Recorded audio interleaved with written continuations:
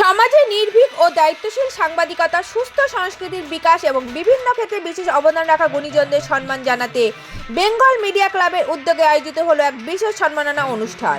গত 19 জুলাই রবিবার মধ্য কলকাতার ঐতিহ্যবাহী রামমোহন লাইব্রেরি অডিটোরিয়ামে বেঙ্গল মিডিয়া ক্লাবের উদ্যোগে আয়োজিত হলো এক বর্ণাঢ্য শোভাযাত্রার অনুষ্ঠান। সমাজ গঠন, সাংবাদিকতা, সংস্কৃতি ও সমাজসেবায় বিশেষ অবদানের স্বীকৃতি দিতেই এই অনুষ্ঠানের আয়োজন করা হয়। নির্ভীক সাংবাদিক, বিশিষ্ট গুণীজন, সমাজ সংস্কারক এবং সাংস্কৃতিক শিল্পীদের উত্তরীয় স্মারক, শংসাপত্র, মেডেল প্রদান করে সম্মান জানানো হয়। প্রদীপ প্রজ্বলনের মাধ্যমে অনুষ্ঠানের শুভ সূচনা হয়। এরপর একে একে অনুষ্ঠিত হয় মনোজ্ঞ সাংস্কৃতিক পরিবেশনা, গুণীজন সম্বর্ধনা এবং সাংবাদিক সম্মাননা পর্ব। শিল্পীদের সুর, নৃত্য ও পরিবেশনা উপস্থিতি দর্শকদের মুগ্ধ করে। অনুষ্ঠানের প্রধান পরিচালনায় ছিলেন বেঙ্গল মিডিয়া ক্লাবের কেন্দ্রীয় সম্পাদক কাউসার আলী। তার সুদক্ষ পরিচালনা ও ক্লাবের সদস্যদের আন্তরিক সহযোগিতায় সমগ্র অনুষ্ঠানটি সুশৃঙ্খল ও সফলভাবে সম্পন্ন হয়। অনুষ্ঠানে উপস্থিত ছিলেন বিভিন্ন সংবাদ মাধ্যমের প্রতিনিধিরা, বিশিষ্ট অতিথিবৃন্দ এবং সমাজের নানা ক্ষেত্রের কৃতি ব্যক্তিত্বরা।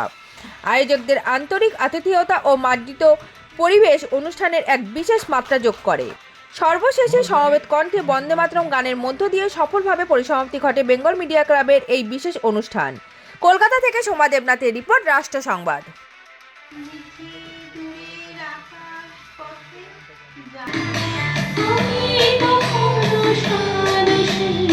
সেপ্টেম্বর মাসে তো ছবিটাকে নিয়ে একটু বলবার আছে, যেটা হয় আমরা কাশী, বেনারস এর উপরে অনেক ডকুমেন্টারি বা ছবি আমরা দেখেছি, কিন্তু সারনাথ একসঙ্গে আমরা হয়তো খুব কমই দেখেছি।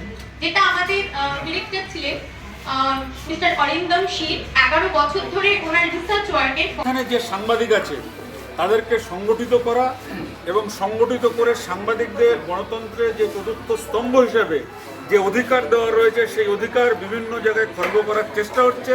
সেই অধিকারকে পুনঃপ্রতিষ্ঠা করার জন্য বেঙ্গল মিডিয়া ক্লাব লড়াই করছে এবং সাংবাদিকরা যাতে স্বাধীনভাবে তাদের নিজস্ব মতামত ব্যক্ত করতে পারে এবং সত্য ঘটনা নির্ভীকভাবে মানুষের সামনে প্রকাশ করতে পারে, সেই জন্য বেঙ্গল মিডিয়া ক্লাব তার জন্মলগ্ন থেকেই শপথ নিয়ে লড়াই করছে এবং আগামী দিনেও তারা লড়াই করবে। এবং যেখানে যে সাংবাদিক আক্রান্ত হোক না কেন, বেঙ্গল মিডিয়া ক্লাবের যারা সদস্য আছে প্রত্যেককে সেখানে ঝাঁপিয়ে পড়ে সাংবাদিককে রক্ষা করবে, সাংবাদিক পরিবারকে রক্ষা করবে, আইনি সহযোগিতা করবে এবং তাদের যে কোনো অসুবিধাতে বেঙ্গল মিডিয়া ক্লাব তাদের পাশে দাঁড়িয়ে লড়াই। এখন সরকার যারা থাকে তাদের একটা পলিসি থাকে।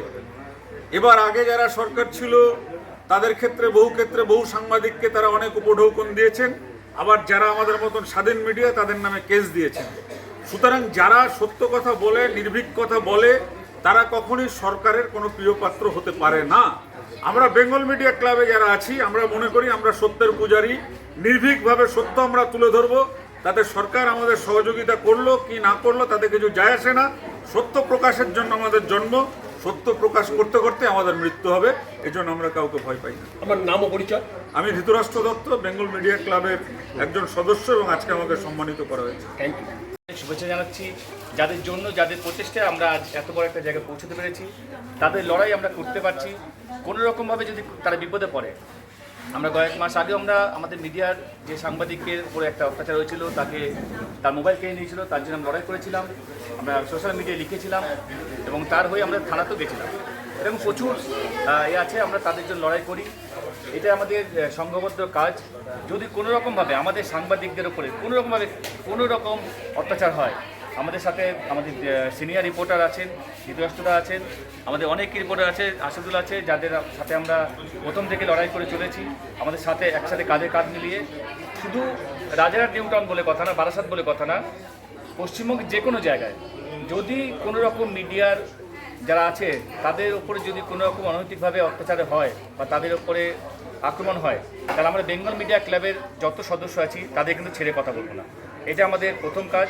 হ্যাঁ, আরেকটা কাজ হচ্ছে, যেটা হচ্ছে বেঙ্গল মিডিয়া ক্লাবের দেখা গেলো সদস্য আছে কিন্তু তাদের পরিবারের সেই সাংবাদিকদের কোনো রকমের দুর্দশা আছে, হয়তো দেখা গেল তারা কাজ করছে কিন্তু ইনকাম করতে পারছে না, তা না খেতে পেয়ে বা কোনো রকম অবস্থায় চলছে।